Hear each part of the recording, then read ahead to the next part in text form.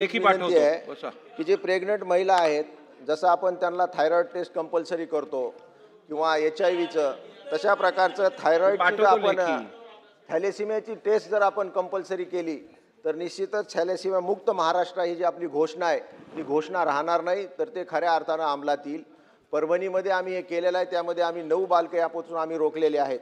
त्याच्यामुळे मंत्री महोदय मॅडमला माझी एवढीच विनंती आहे की आपण जशा प्रकारचं HIV चे टेस्ट आपण कंपल्सरी केलेली आहे, जशा प्रकारची थायरॉइडची केलेली आहे, तसे आपण थॅलेसिमियाची टेस्ट कंपल्सरी करणार का? ज्यामुळं जन्माला येणारे मुलं असे जन्मालाच येणार नाहीत, अशा प्रकारची उपाययोजना आपण करणार का? सन्माननीय सदस्यांनी ज्या पद्धतीने सांगितलं, तर हा 8 मे एक पाऊल थॅलेसिमिया मुक्तीकडे हा अभियान आम्ही परभणीतले मला या ठिकाणी आवर्जून त्यांचं नाव उल्लेख करावं वाटतं की पिंपळगावकर म्हणून आहेत, जे नॉन मेडिको आहेत आणि त्यांनी ह्यावरती खूप चांगलं काम केलं आणि 9 मुलांना थॅलेसिमिया बाधित होण्यापासून रोखण्यामध्ये यश आलेलं आहे. तीच SOP आम्ही पुढे महाराष्ट्र राज्यामध्ये पूर्ण अवलंबवणार आहोत. ती SOP अंमलात ऑलरेडी आणलेली आहे. त्याच्यावरती कामसुद्धा 8 मे पासून मोठ्या प्रमाणामध्ये चालू आहे आणि येणाऱ्या दिवसांमध्ये थॅलेसिमियाचे पेशंटची संख्या कमी झालेली आपल्याला दिसेल. सन्मान्य सदस्य मोनिका राजळे. धन्यवाद अध्यक्ष महोदय. आता आज सांगितलं ना लेखी 8 मे पाठवतो रोजी बसा. राज्याचे मुख्यमंत्री यांनी एक पाऊल थॅलेसिमिया मुक्तीकडे हा जो उपक्रम अभियान या ठिकाणी राबवलेला आहे त्याचं तर मनापासून स्वागतच केलं पाहिजे. परंतु माझा या विषयात मंत्री महोदयांना एक प्रश्न आहे की वारंवार या रुग्णांना आपण रक्त द्यावं लागतं आणि रक्त दिल्यानंतर अतिरिक्त आयन लोह त्यांच्या शरीरात जमा होतं, तर त्याच्यावर आपल्या आरोग्य विभागाकडून काय उपाययोजना केली जाते याचं उत्तर आपल्या मंत्री महोदयांनी.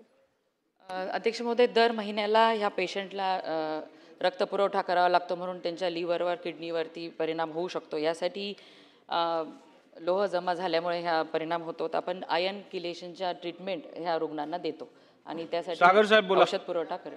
धन्यवाद अध्यक्ष महोदय. अध्यक्ष महोदय, याचा प्रतिबंधात्मक उपाय अध्यक्ष महोदय करण्याचे गरजेचं आहे. माननीय मंत्री महोदय, आपण या संदर्भामध्ये जेव्हा एखादी भगिनी एखादी तरुणी हे सगर्भ अवस्थेत येते तेव्हा त्यांचे प्रेग्नन्सी टेस्ट सुरू होतात आणि हे टेस्ट सुरू झाल्यावरती आपण त्याची सगळी तपासणी वेगवेगळ्या LFT, KFT, CBC याच्या मार्फते करतो.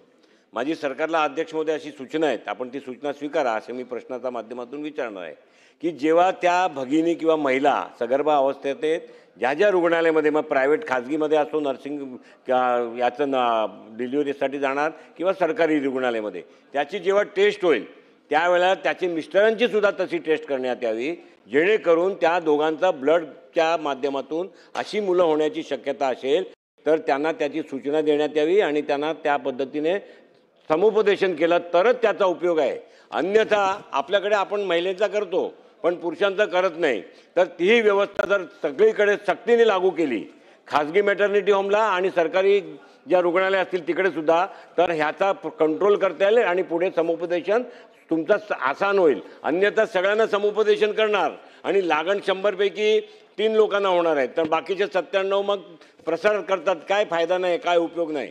तर सगळ्यांच्या कंपल्सरी करून पुरुषांचा आणि महिलांचा जेव्हा सगर्भावस्थेत असेल त्याचे जे मिस्टर असतील किंवा ज्यांच्याशी संबंधित असतील त्यांना बोलवून हे करणार का आणि करणार तर किती दिवसात याचा ऑर्डर आपण निर्गमित करणार. अध्यक्ष महोदय, आपण काउन्सिलर्स आपले सिकल सेल अॅनिमियासाठी असतील